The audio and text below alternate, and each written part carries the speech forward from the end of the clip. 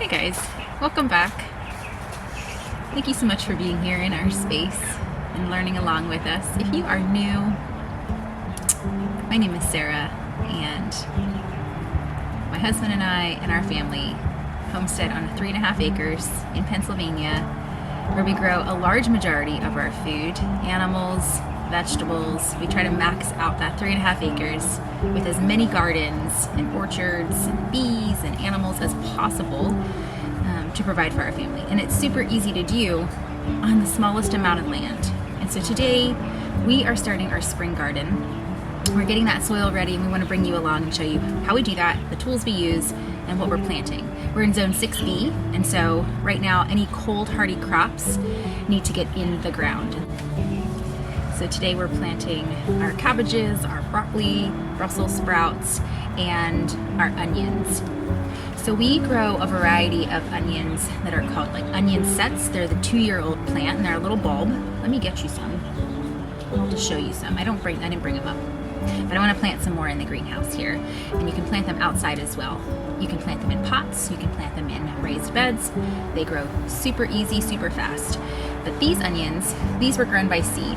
We didn't grow them. We have this lush agricultural area where we live, and we are so blessed to have that. We have many greenhouses, and we could get a bundle of 60 of these for about $5. And so these are the plants, the onion plants that we're planting today to grow into large onions.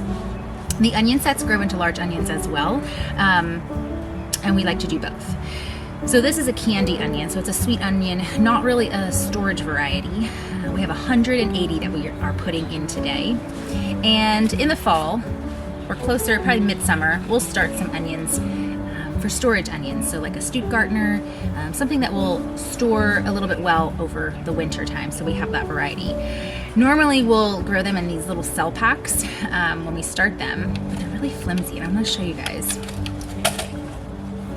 These are from Charles Dowding, and these are super sturdy. A friend of mine just sent them to me, and I'll link her information below, so that way if you're looking for a sturdy cell pack, you can go and grab some of these because these will last. These have seen maybe 2 seasons, but they start to break apart really easy. So we'll use those later in the season when we plant our fall onions. So today is just our spring garden. And so let me show you how to plant an onion if you're not sure. So this here is called your crown, okay? Kind of where that little piece looks a little bit like a different color. You can easily peel it away, but that's the crown, and that's where a new growth comes from, okay? As you can see, there's a little leaf coming right here. So when you plant this in the soil, you want to make sure that you don't go above that crown. So you want to stay at the crown, or below the crown. So we use something called a broad fork, and that is just Brooke made one. He's incredible.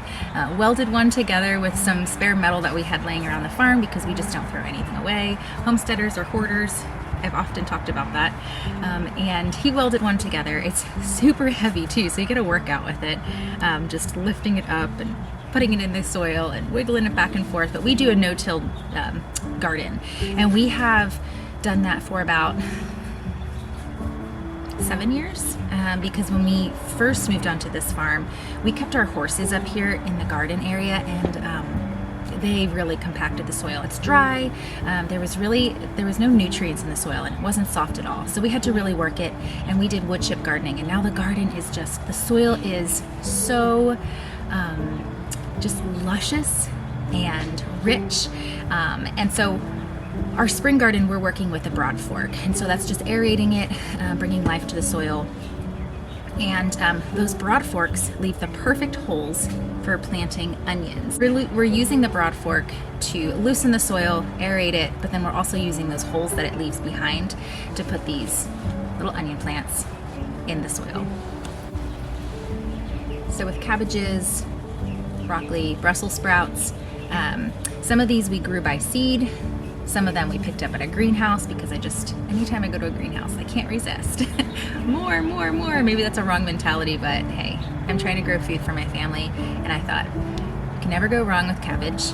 We love sauerkraut, and so a spring crop of this, and then we'll do a fall crop of it as well for more storage. You can store cabbage in your cold cellar.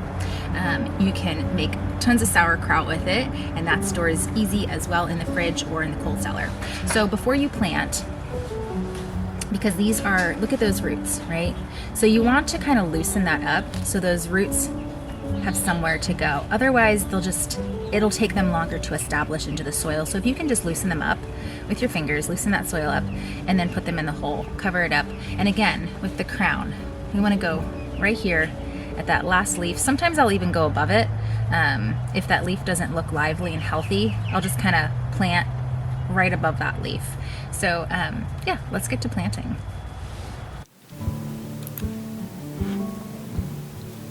In the spring, we start waking up the soil, and all the gardens around the farm, one by one, slowly start edging, broad forking, uncovering weed tarp, and saying, it's time to wake up. But preparations for this begin long before we wake up the garden. They start when we put the garden to bed. We do a no-till garden, and that means it's essential for us to broadcast a cover crop, whether it's radish, turnips, or ryegrass. That way it brings nutrients back to the soil, says thank you for providing food for us, for our table, for our bodies, for our bellies. What you take, you have to give back.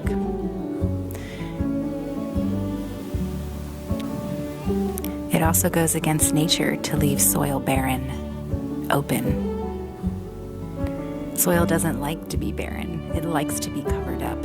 So if there is any bare soil, you better believe weeds are going to pop up. They're going to start to take over that garden space. So cover crop is essential for a no-till garden. Elliot Coleman says, if you leave space for the weeds to grow, they will grow. So we plant our plants a little closer together than normal, than what's recommended on a seed packet, because we don't want to leave space for weeds to grow.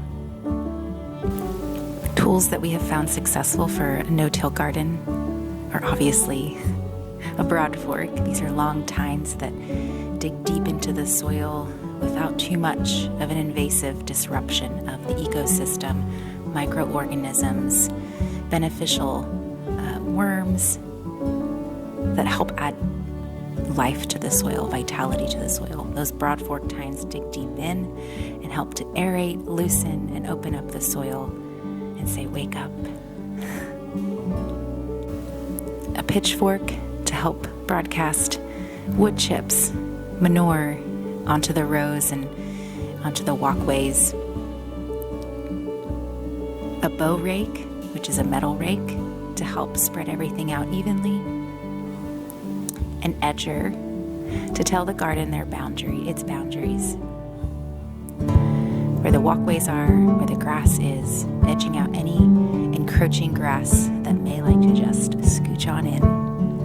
And lastly, one that you wouldn't think would be a tool, but it really is essential, is a weed tarp, or technically it's called a silage tarp. And what this does, we put this on in late winter, early spring, when things are starting to warm up. The sun starts to warm up the atmosphere and the earth, and it essentially warms up the ground underneath that silage tarp. Weeds come up and they have nowhere to go, and then they die back. So it helps prevent any lingering weeds and weed seed that could take over your garden. This garden bed is going to be filled with cold-loving crops, those early spring crops that are fast-growing.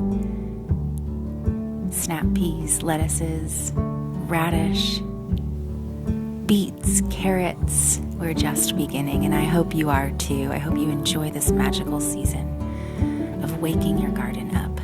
Be blessed until next time.